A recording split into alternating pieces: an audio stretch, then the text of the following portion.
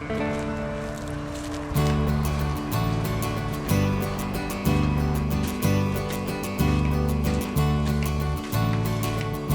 Pradais étant une zone touristique, donc avec peu de terres constructibles, il est évident qu'il est venu un moment où les municipalités ont voulu donner la possibilité de construire sur des terres autres que des terres du centre-ville. Donc il y a eu des projets, notamment un argumentaire qui consistait à l'urbanisation de 20 hectares sur la zone de l'Esquirol, en vue de faire venir des personnes pour peut-être un jour remplir un hypothétique collège. Donc bien évidemment, les seules terres disponibles, c'était les terres agricoles. Alors, il est évident que si on avait laissé faire tout ça, eh bien, le Pradais aurait changé complètement de nature. Voilà. Parce que le Pradais était à 11 000 habitants.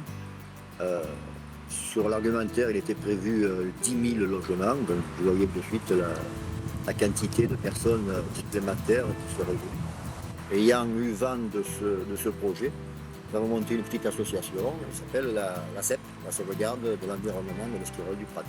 Et nous nous sommes remués, nous avons informé les CIL, nous avons formé les citoyens. La grande chance que nous avons eue, c'est que c'était en période électorale.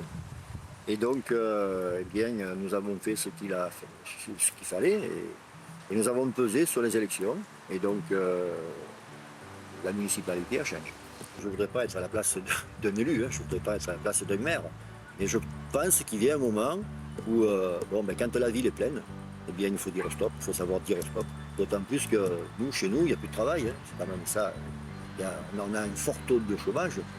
Et donc faire venir des gens et bâtir sur des terres agricoles, moi je préférerais que les terres agricoles, les dernières terres agricoles soient cultivées pour que les gens puissent se nourrir.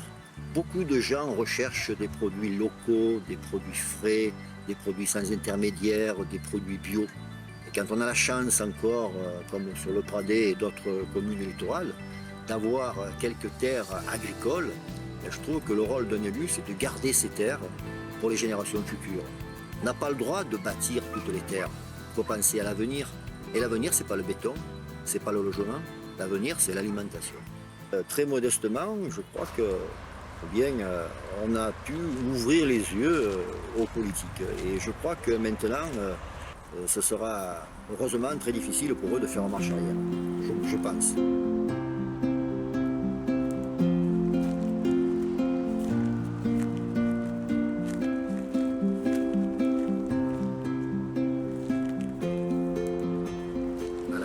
Agricole et donc on veut essayer de conserver ce que nos ancêtres nous ont donné. Cela dit, mes enfants ne travaillent pas dans le milieu agricole. Mes enfants sont dans le médical, dans le paramédical. Actuellement, mais dans 10 ans, dans 20 ans, dans 30 ans, on ne sait pas. Peut-être qu'un jour ils auront faim, peut-être qu'un jour ils auront besoin de travailler, de manger, de cultiver et de faire profiter d'autres personnes. D'où l'intérêt justement de garder ces terres.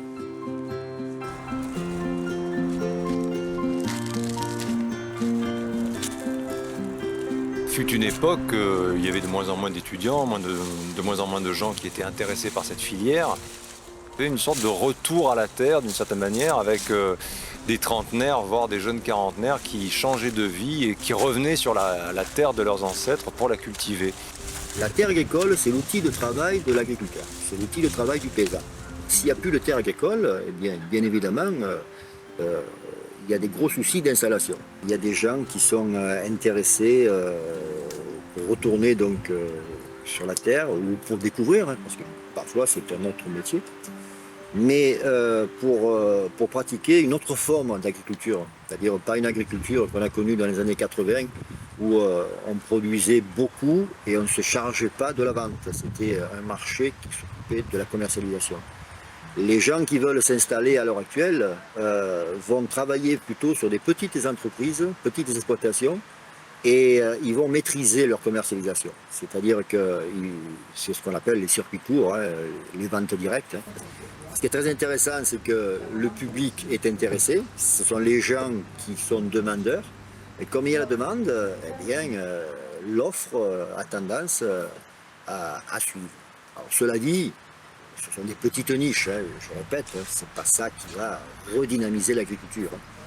Les propriétaires terriens, ceux qui ont de la terre agricole, et s'ils n'ont pas de descendants, eh bien, gardent la terre en espérant qu'un jour, eh bien, une municipalité fasse basculer leur terrain pour que leur terrain devienne constructible. Quand on rentre du Pradé par Carqueiranne, eh bien, d'un côté, on voit des grandes surfaces, et puis de l'autre côté, on voit des oliviers et des vignes. D'un point de vue environnement, je crois que c'est beaucoup plus joli des oliviers et des vignes que des grandes surfaces.